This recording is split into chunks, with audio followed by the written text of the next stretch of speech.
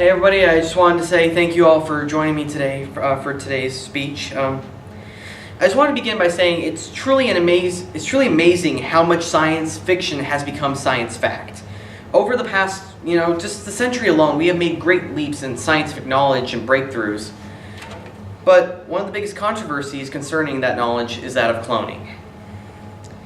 The real question at the heart of cloning is it ethical, and what are certain repercussions that we face when dealing with it?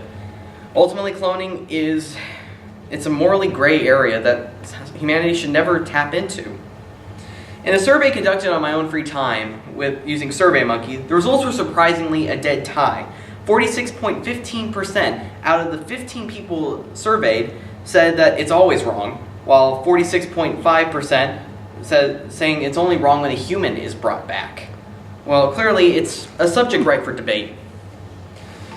What was rather interesting in the survey was no one picked up option 3, saving an almost extinct species like the rhinoceri or mammoths, or, I know mammoths are extinct, but hey, if cloning can bring it back, The idea behind my first point really comes down to animal cloning in research. The idea is using cloned animals in a lab as sort of a basis for testing new scientific breakthroughs. Animal cloning, however, is nothing new. It's been used, the most prime example you can think of when it comes to memory is that of Dolly the sheep. If anyone remembers, Dolly the sheep lived a full life. The cloned sheep lived a full life. It's like, that was great.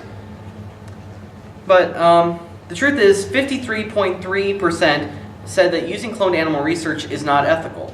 46.67% of the survey taken said that it was ethical. The downside, however, is that some believe that cloning of animals could lead to one step closer to cloning of humans. And really that raises a whole other series of questions. If we were to clone a human, would they have free will, or would they behave exactly the same as the person that the subject came from?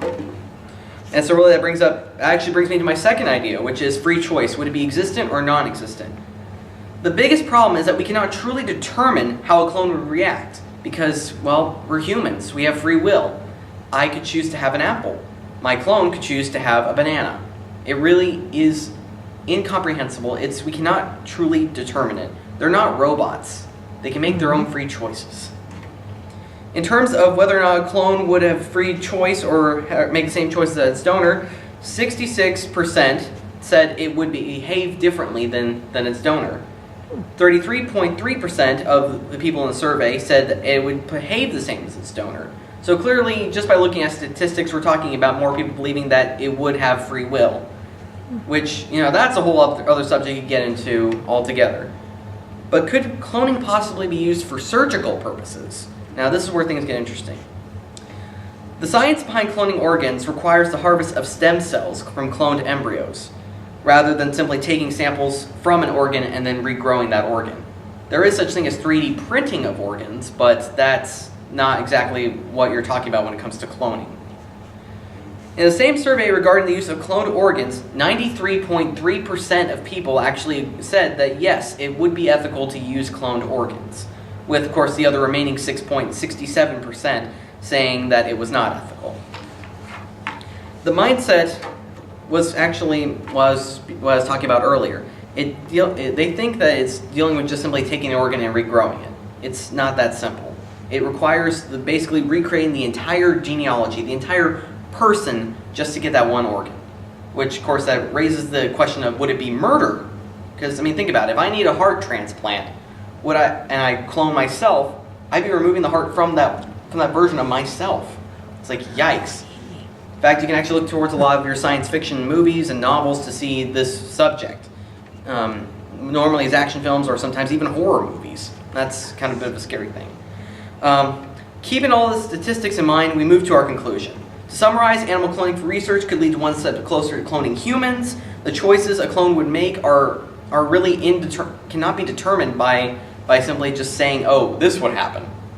And also, the use of cloning in surgery or organ transplant would require stem cells from a human embryo, which, of course, that brings to another debate about stem cell research and how that would work. The downsides outweigh the benefits of cloning and is truly not ethical. To play God and not expect some sort of repercussion is a disaster waiting to happen. we can just take a look at films like Jurassic Park if you want to, use an example. The steps we need to take in regards to this issue is quite simple. It is clear to the scientific community. We have to make it clear to the scientific community of the dangers regarding cloning and how it would affect our society. If we were to convince the scientific community of the disadvantages of cloning and how they outweigh the benefits, we could prevent future problems in the future. To quote Jeff Goldblum from Jurassic Park, just because you can do something doesn't mean you should. And I think the same can be said in regards to cloning. Thank you.